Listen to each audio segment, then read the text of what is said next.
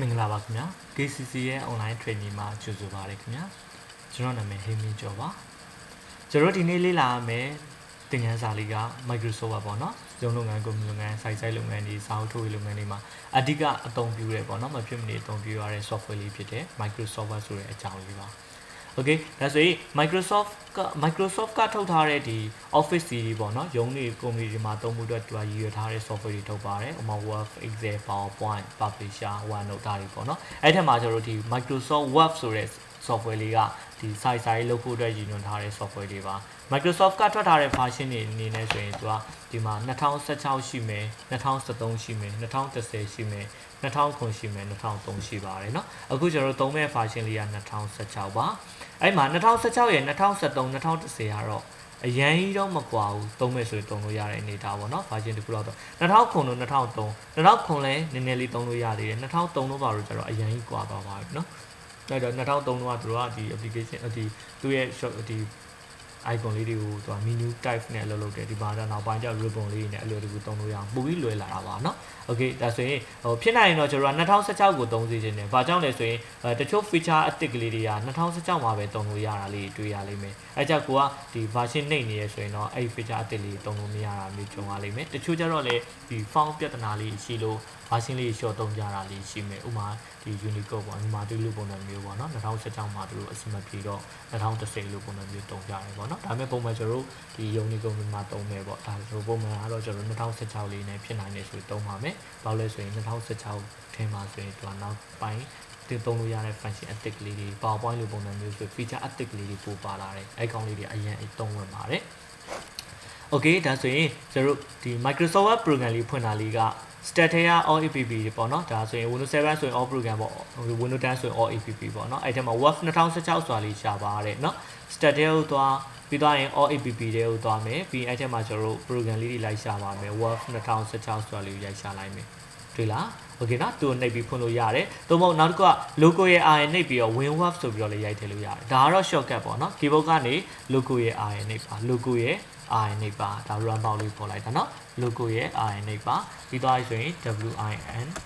WIN WinWord ဆိုပြီးရိုက်ထည့်လိုက်မယ်ပြီးရင် okay လုပ်ပေးလိုက်ပါမယ်ဟုတ်ပြီနော်ဒါဆိုရင် Microsoft Word လေးပွင့်လာပါပြီအရင်ဆုံးကျွန်တော်တို့ second layout လေးတစ်ချက်ကြည့်ကြည့်မယ်အရင်ဆုံး black document စာရွက်လိုလေးတစ်ချက်ခေါ်လိုက်မယ်နော်အရင်ဆုံး second layout လေးတစ်ချက်ကြည့်ကြည့်မယ်ဆိုရင်အပေါ်ဆုံးမှမြင်နေရတဲ့ဘာလေးကိုကျွန်တော်တို့ကခေါင်းစဉ်ရှိတဲ့ဘာ title bar လို့ခေါ်ပါတယ် title bar မှာဆိုကျွန်တော်တို့လက်ရှိသုံးနေတဲ့ software ရဲ့နာမည်လက်ရှိသုံးနေတဲ့ဒီ file လေးရဲ့နာမည်ပေါ့နော်နာမည်ကိုပြသပေးပါမယ်ပြီးသွားပြီဆိုရင်ကျွန်တော်တို့ဒီဘက်မှာဆိုရင်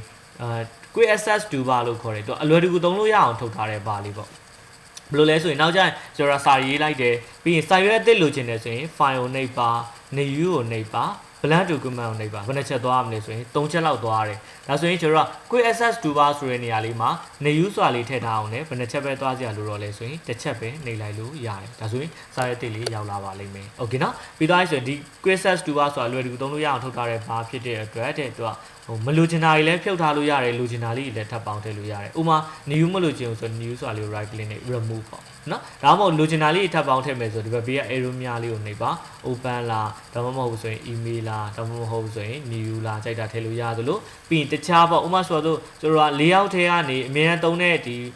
အမြဲတမ်းသုံးရတာလေးက layout ထဲက column အမြဲတမ်းသုံးရတယ်ဒါဆိုရင် column လေးကဒီထဲမှာ quick access toolbar မှာမရှိဘူးအဲ့တော့ column ပုံလေးပေါ့ right click နဲ့ပြီး add to quick access toolbar ဆိုတာလေးကိုတစ်ချက်နေလိုက်မယ်ဒါဆိုရောက်လာပြီလား okay နော်ဒါဆိုရင်အလွယ်တကူပါလို့ရသွားပြီလဲဆိုရင် quick access toolbar မှာတင်သုံးလို့ရပြီပြီးသွားရင်မလို့ကျွန်တော်ဆိုဒါလေးပြန်ပြောပေါ့နော်နောက်ကျရင်လိုအပ်လာခဲ့တယ်ဆိုရင်သုံးပါမယ်နော်ပြီးရင် file တို့ home တို့ insert တို့ပါတယ်ပါကျွန်တော်တို့က tab bar လို့ခေါ်ပါမယ်နော်နောက်ကျရင် home tab တို့ insert tab တို့ဒီလိုလေးပြောပါမယ်နော်ပြီးဒီကလေးတွေကတော့ command button လေးတွေပေါ့နော် ribbon လေးလို့လည်းခေါ်မယ်ညာဘက်မှာဆိုရင် scroll bar လေးရှိမယ်နော်ဒီအပေါ်အောင်ဆွဲကြည့်လို့ရတဲ့ဘားလေးက scroll bar ဒီဘားလေးကိုအပေါ်ဖိပြီးတော့ဆွဲကြည့်လို့ရတယ်အောက်မှာဆို zoom မြင်ကွင်းကနေခြုံချဲလုပ်ကြည့်လို့ရတယ်မြင်ကွင်းလေးချက်ကြည့်မယ်ပြီးသွားဆိုရင်မြင်ကွင်းလေးပြန်ခြုံကြည့်မယ်ဒီကနေအခြုံချဲလုပ်ကြည့်လို့ရတယ်ပြီးသွားဆိုရင်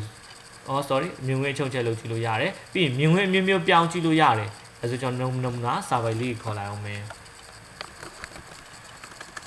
ဒီလိုကျွန်တော်ကဒီစာပိုက်တွေခေါ်ခြင်းတယ်ဆိုရင်ね minus လေးနဲ့ချုပ် minus လေးနဲ့ချုပ် minus လေးနဲ့ချုပ် desktop မှာရှိတဲ့ဒီ desktop ပေါ်မှာ F1 key လေးကိုနှိပ်လိုက်မယ်ဒါ ဒါဆိုရင်ကျွန်တော် have and support ဆိုတဲ့စာပိုင်လေးတွေပေါ်လာပြီသူ့ပေါ် right click accelerate လေးပေးလိုက်မယ်ဖိဆွဲလိုက်မယ်နော် right click နဲ့ copy ဆွဲလေးနေလိုက်မယ်နော်ဒါဟာစာလေးယူတာပါပြီး Microsoft Word ထဲကိုပ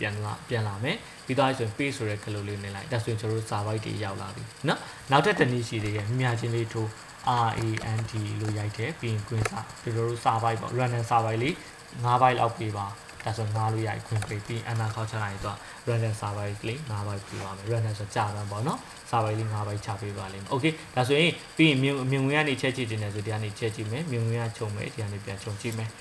ပြီးရင်ဒီမှာ၄ယောက်လေးတွေပြောင်း pitch အဒီပေါ့နော်ဒီမြင်ကားတဲ့မြင်ဝင်ပုံစံမျိုးလေးပြောင်းကြည့်မယ်ခုလက်ရှိမြင်နေရတဲ့မြင်ဝင်လေးကို normal view လို့ခေါ်တယ် print လေးရောက် view ပေါ့လက်ရှိ print ထုတ်ရင်မြင်ရမယ့်ပုံစံလေးပြီးနောက်တစ်ခုက remote ဆိုတာလေးရှိတယ် remote ဆိုတာစာအုပ်ဖတ်တဲ့ view လေးပေါ့ဒီခါကျကျွန်တော်ကဒီကိုရေးထားတဲ့စာလေးတွေကိုဟိုဒီပြန်ဖတ်ကြည့်ခြင်းနဲ့ remote လေးကိုပြောင်းကြည့်လိုက်မယ်အဲ remote မှာတော့ဘာလို့မရအောင်လဲဆိုစာတွေပြင်လို့ဖြတ်လို့မရအောင်เนาะကြည့်လို့တော့ရတယ်စာဖတ်တဲ့မုံလေးပေါ့เนาะပြီးရင် next နေကြော်ပြီးကြည့်လို့ရတယ်ပြီးဒါမဲ့တို့တော့စာစိတ်လို့မရအောင်ပြင်လို့မရပါဘူးเนาะပုံမှန်တိုင်းထားမယ် normal view ပါပြီးရင်ကျွန်တော်တို့ internet စာမျက်နှာတွေကြည့်တဲ့ပုံစံမျိုး web layout view ဆိုတာလေးရှိတယ် web layout view လို့တစ်ချက်နေကြည့်လိုက်မယ်ဒါဆိုရင်တော့ဒီစာမျက်နှာလေးတွေအားလုံးအပြည့်ပြပေးတယ်လို့ပြောတာပါเนาะပုံမှန်ကတော့ normal view လေးပါတကယ် print ထုတ်လိုက်ရင် normal view print layout view အတိုင်းလေးပဲပြန်ထွက်လာမှာပါပြီးရင်အောက်ဆုံးမှာမြင်နေရတဲ့ bar လေးကို stat bar အခြေအနေပြပေးတဲ့ bar ပေါ့เนาะ stat bar လို့ခေါ်ပါတယ်အဲ့မှာသူလက်ရှိရေးထားတဲ့စာရွက်အရေးအတွက်ရေးထားလက်ရှိရှိတဲ့စာရွက်အရေးအတွက်လေးကိုပြမယ်လက်ရှိရေးထားတဲ့စကားလုံးအရေးအတွက်ပေါ့နော်ဥပမာ IDH LOKS ပေါ့နော်ဒါလေးတွေကိုစကားစုလေးလို့ခေါ်မယ်ဒီလိုစကားစုလေးတွေ400နဲ့တစုရှိပြီးတော့စာပိုင်းအနေနဲ့3ပါစာကြောင်းစာရွက်အနေနဲ့3ရွက်ရှိမယ်လက်ရှိရောက်နေတဲ့နေရာလေးကတော့ summit number 1ပါလို့ပြောပါတယ် okay ဒါဆိုရင်အောက်ဆုံးဘာလေးကိုတော့ status bar လို့ခေါ်မယ်ပြီးသွားပြီဆိုရင်ねဒါဆိုရင်ကျွန်တော်တို့ဒီ second layout လေးတစ်ချက်ကြည့်ပြီးသွားပြီဒီမှာစာအုပ်လေးနဲ့ကျွန်တော်တို့တစ်ချက်တွဲကြည့်ပါမယ်เนาะခုပြောခဲ့တာလေးတွေက title bar တီးပြီး tab bar လည်းတီးပြီးပြီးရင် quiz search toolbar လည်းတီးသွားပြီပြီးသွားရင်ဒီအောက်မှာ comment button တွေ scroll bar တွေ zoom button တွေ view shortcut တွေရပြီပြီးရင် status bar တွေတီးသွားပြီပြီးသွားရင်ねနောက်တစ်ခုက insertion point ရော cursor ကျွန်တော်ဒီနေ့လေးမှာမိတ်တုတ်လေးမြင်နေရတဲ့ဟာလေးပေါ့ဒီနေ့လေး cursor လေးချရင်မိတ်တုတ်လေးလှုပ်နေတဲ့အပိုင်းလေးဒီနေရာလေးကို cursor လို့ခေါ်ပါတယ်အဲ့ဒီ cursor ရှိတဲ့နေရာမှာကျွန်တော်တို့စာရေးလို့ရပါတယ်တနည်းအားဖြင့်ကိုရေးချင်တဲ့နေရာမှာ cursor ချပြီးရေးလို့ရတယ်ကျွန်တော်တို့အပေါ်မှာရေးချင်အပေါ်မှာ cursor ချစာရေးမယ်အောက်မှာရေးချင်အောက်မှာ cursor ချစာရေးလို့ရပါတယ် okay ဒါစာရေးတာကိုပြောတာပါเนาะပြီးသွားရင်ねနောက်တစ်ခုက keyboard ပေါ်က key များကိုလေ့လာခြင်းနဲ့နော်နောက်တစ်ခုက keyboard ပေါ်က key များကိုလေ့လာခြင်း enter key ဒီစာတစ်ကြောင်းဆင်းလို့လင်းအသုံးပြုပါတယ်ကျွန်တော်တို့စာအုပ်လေးကြည့်တွေ့ကြည့်လို့ရတယ်နော်အခုဆိုကျွန်တော်တို့ Microsoft လေးပြန်သွားမယ်စာရေးခြင်းနဲ့ဆိုပါစို့စာရေးတဲ့အောက်တစ်ကြောင်းဆင်းခြင်း keyboard ကနေ enter ဆိုတဲ့ကလေးလေးနဲ့ enter ကိုနှိပ်ပါဒါဆိုရင်အောက်တစ်ကြောင်းဆင်းခြင်း enter ကိုနှိပ်ပါပြီးနောက်တစ်ခုက caps lock key ဖွင့်ရိုက်သောစာများသည့်အကြီးဖြစ်ပိတ်ရိုက်သောစာများသည့်အသေးပါတယ်နော်caps lock ဆိုတာကျွန်တော်တို့ shift သင်ခန်းစာတွေမှာပြခဲ့တယ် caps lock ဆိုတာဒီကလေးလေးเนาะ caps lock လေးဖွင့်ရရင်စလုံးတွေအကုန်လုံးကအကြီးဖြစ်မယ် caps lock ပြန်ပိတ်ရင်စလုံးတွေအကုန်လုံးကအသေးဖြစ်ပါလိမ့်မယ်เนาะနောက်တစ်ခုက shift key ဖြစ်တွေ့ရိုက်တော့စလုံးများသည်လည်းအကြီးပါတယ်ကျွန်တော်ဒီဘက်မှာ shift key လေးဖိထားမယ်ပြီးရင်စကလုံးလေးရိုက်ကြည့်လိုက်စကလုံးလေးတွေအကြီးဖြစ်မယ်ပြီးရင် shift key လေးပြန်ပေးလိုက်မယ်စကလုံးတွေကအသေးပါတယ်โอเคเนาะပြီးတော့ရင်နောက်တစ်ခုက backspace key ဒီကာစာရေးရှေ့ဘက် delete key ဒီကာစာရေးနောက်ဘက်တွင်ရှိသောစလုံးများကိုဖြတ်ပေးတယ်ကျွန်တော်ပုံမှန်စာတွေဖြတ်ချင်တယ်ဆိုရင် backspace လေးနဲ့ဖြတ်ခဲ့တယ်လေပုံမှန်ကျွန်တော်ဒီနားလေးမှာကာစာလေးချထားလိုက်မယ် network ဆိုတာလေးဖြတ် internet ဆိုတာလေးဖြတ်မယ် backspace key လေးကိုတစ်ချက်နေဖြတ်သွားပြီလားဖြတ်သွားပြီဒီလို wifi ကိုဖြတ်ချင်တယ်ဆိုတော့ backspace နဲ့ဖြတ်လို့မရတော့ဘူးအဲဒါ keyboard ကနေ delete ဆိုတာလေးနဲ့နေမယ်ဒါဆိုညာဘက်က wifi ဆိုတဲ့စကားလုံးလေးဖြတ်သွားပါလိမ့်မယ်ရပြီเนาะပြီးသွားပြီဆိုရင်နောက်တစ်ခုက page key ဒီစာမျက်နှာရဲ့ပေါ် page down key ဒီစာမျက်နှာအောက်ကိုကြည့်ရှုလို့ရပါတယ်တဲ့เนาะစာမျက်နှာရဲ့ပေါ်အောက်ဒီဆွဲကြည့်ချင်တယ်ဆိုရင် page down key လေးနဲ့နှိပ်ကြည့်ပါမယ် page ဆိုတဲ့ကလေးလေးကိုနှိပ်ပါ page down ဆိုတဲ့ကလေးလေးနှိပ်ပါစာမျက်နှာလေးကအပေါ်အောင်ကျသွားပါလိမ့်မယ်ဟုတ်ပြီเนาะပြီးသွားဆိုရင်နာမလော့ key အသုံးပြုရင်နာမ keypad ဖွင့်ပိတ်ပြုလုပ်နိုင်ပါတယ်တဲ့ကျွန်တော်နာမလော့လေးဖွင့်လိုက်မယ်ဒါဆိုရင်ကဏ္ဍလေးရေးလို့ရသွားမယ်နာမလော့လေးပြန်ပေးလိုက်မယ်ကဏ္ဍလေးတွေရေးလို့ရမှာမဟုတ်တော့ပါဘူးဟုတ်ပြီเนาะပြီးသွားရင် home key ဒီကစာကြောင်းရဲ့ရှေ့ဆုံး an key ဒီကစာကြောင်းရဲ့နောက်ဆုံးကိုပို့ပေးပါတယ်တဲ့เนาะကျွန်တော် keyboard မှာဆိုရင် home နဲ့ an တွေရှိပါမယ်အဲဒီ home ဆိုတာလေးကိုနှိပ်လိုက်တယ်ဆိုရင်ကျွန်တော်ရှေ့ဆုံးကိုရောက်သွားပါလိမ့်မယ် ရောက်သွားပြီစာရေးမယ်စာရေးနေချင်း and ဆိုတဲ့ကလုတ်လေးနေလိုက်တာ ਨੇ ကာစာနောက်ဆုံးရောက်သွားပြီကျွန်တော်တို့ပေါင်းမနှိပ်စရာမလိုတော့ဘူးပေါ့နော်ရှေ့ဆုံးကနေနောက်ဆုံးပို့လို့ရတယ်ပြီးသွားဆိုရင် PHP တော့စာမျက်နှာအပေါ်သွားကြည့်လို့ရတယ်ပြီးသွားရင်နောက်တစ်ခုက tab key လေးကိုနှိပ်ပြီးတော့လဲဘာလုပ်လို့ရလဲဆိုရင် space 9နေရာသာချိန်လို့ရပါတယ်တဲ့เนาะ okay ဒါဆိုကျွန်တော်တို့စာလေးပြရမယ်เนาะ ဟုတ်ကဲ့ဒီကာစာဒါဆိုရင်ခုနကလေးเนาะ cap lock ဖွင့်ရိုက်စလုံးတွေအကုန်လုံးအချီ shift နဲ့တွဲရရင်စလုံးတွေအကုန်လုံးsorry shift နဲ့တွဲရရင်လည်းစလုံးတွေအကုန်လုံးအချီဖြစ်မယ် bus page ကီဒီကာစာရဲ့ရှေ့ဘက် delete ကီဒီကာစာရဲ့အနောက်ဘက်နဲ့ရှိတဲ့စလုံးများကိုဖြတ်ပေးမယ်ပြီးရင်နံပါတ်လောကီယာအသုံးပြုနံပါတ် keypad ဖွင့်ပေးပြုလုပ်နိုင်ပါတယ် home key ဒီကာစာစာကြောင်းရဲ့ရှေ့ဆုံး and key ဒီကာစာစာကြောင်းရဲ့နောက်ဆုံးပို့မယ် ph key ဒီစာမျက်နှာအပေါ် page down key ဒီစာမျက်နှာအောက်ကိုကြည့်ရှုလို့ရပါတယ်ပြီးရင် space bar ဒီကာစာညာဘက်ကိုတနေရာစာ tab key ဒီ space bar 9နေရာသာရွှေ့ပေးပါတယ်เนาะ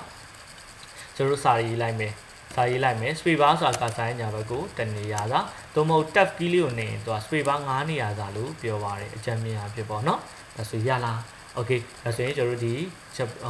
chapter 1ပေါ့เนาะ Microsoft keyboard layout လေးဒီတစ်ချက်လေးလေ့ကျင့်ပေးပါပြီးမှကျွန်တော်နောက်ထပ်ဒီသင်ခန်းစာလေးတစ်ခုဆက်သွားပါမယ်เนาะအခုဒီအမှာတော့ကျွန်တော်လေ့ကျင့်ရမှာစာရေးပါ NRA ခေါက်ပါ tab တွေပုံမှာ speed တွေချပါဒါလေးနေမယ် keyboard layout လေးသူ့ရဲ့ဒီပေါ့เนาะဒီ screen layout လေးလည်းတစ်ချက်ပေါ့နောက်ကျရင်ကျွန်တော်ကမြင်ကွင်းချဲပါဆိုရင်ဒါလေးလည်းသုံးနိုင်အောင်လို့เนาะ scroll bar ဆွဲပါလို့လေပြီး quick access toolbar ထဲမှာထည့်ပါလို့ပြောတဲ့ခါလဲဘာတွေလဲဆိုတာမသိဘူးဖြစ်နေမှာဆိုလို့ပါ okay ဒါလေးကိုကျွန်တော်လေ့ကျင့်ပေးပါဒါလေးရသွားပြီဆိုရင်ကျွန်တော်နောက်ထပ်သင်ခန်းစာလေးတစ်ခုဆက်ပြီး